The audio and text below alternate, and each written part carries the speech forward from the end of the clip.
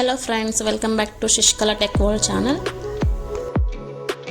ఈరోజు మన ఛానల్లో జలుబు దగ్గును తగ్గించే ఒక బెస్ట్ ఎఫెక్టివ్ హోమ్ రెమెడీని ఈ వీడియోలో నేను మీతో షేర్ చేసుకోబోతున్నాను.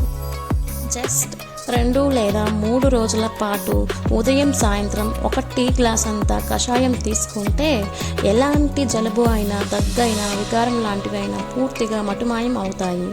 మీరు కూడా డెఫినెట్గా ట్రై చేసి చూడండి. జస్ట్ మన వంటగదిలోనే ఉండే ఔషధాలతో చక్కగా ఎలా చేసుకోవాలో చూద్దాం. ముందుగా గిన్నెలోకి 1 గ్లాస్ దాకా నీళ్లు తీసుకుంటున్నాను.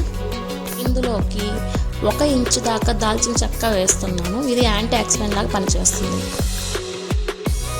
ఇప్పుడు ఇందులోకి 4-5 లవంగాలను వేస్తున్నాను. ఇది బ్యాక్టీరియాను కంట్రోల్ చేయడంలో బాగా పనిచేస్తుంది.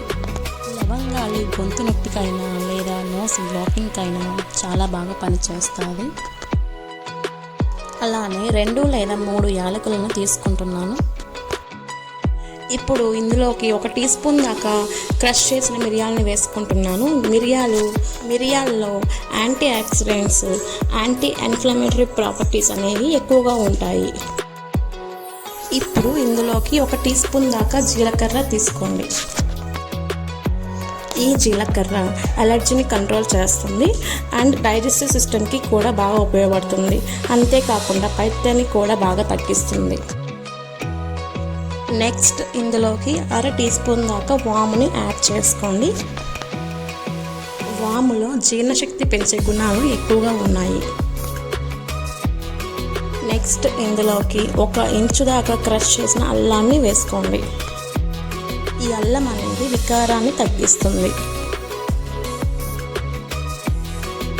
తరువాత ఇందులోకి 2 రెమ్మల దాకా పుదీనాని తుంచి వేసుకోండి. ఈ పుదీనా అనేది గ్యాస్ని కంట్రోల్ చేస్తూ డైజెస్టివ్ సిస్టమ్కి బాగా హెల్ప్ చేస్తుంది.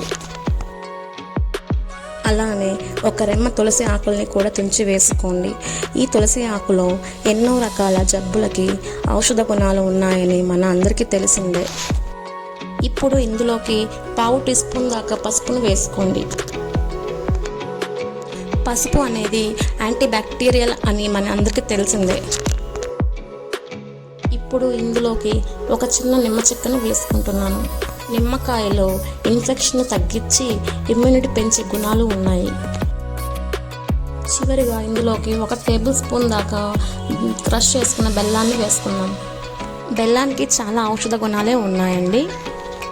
ముఖ్యంగా ఈరోజు మనం చేసుకునే కషాయంలో ఉపయోగపడే విషయం ఏంటంటే రెస్పిరేటరీ ప్రాబ్లమ్స్ని కంట్రోల్ చేస్తుంది. సో వీటినన్నిటిని వేసిన తర్వాత 2-3 నిమిషాలు బాయిల్ చేద్దాం. మనకి ఈ నీళ్ళు అనేవి చక్కగా మరిగితే ఇందులో ఉన్న ఫ్లేవర్ అలానే ఔషధ గుణాలన్నీ చక్కగా నీళ్ళల్లో కలుస్తాయి. మనం తీసుకున్న ఈ నీళ్ళు అనేది సగం వచ్చేంతవరకు ఇలా మధ్య మధ్యలో కలుపుతూ బాగా మరగబెట్టాలి. ఇప్పుడు స్టవ్ ఆఫ్ చేసేసి కొద్దిగా గోరువెచ్చగా అయ్యేంత వరకు ఉంచి కషాయాన్ని ఫిల్టర్ చేసుకొని తీసుకోండి. ట్రూలీ జలుబు దగ్గు ఉన్నప్పుడు ఈ కషాయాన్ని తీసుకుంటే చాలా బాగా పనిచేస్తుంది. మీరు కూడా తప్పకుండా ట్రై చేయండి. ఈ వీడియో మీకు నచ్చినట్లయితే లైక్ చేసి, షేర్ చేసి, సబ్స్క్రైబ్ చేయండి. Thank you for watching.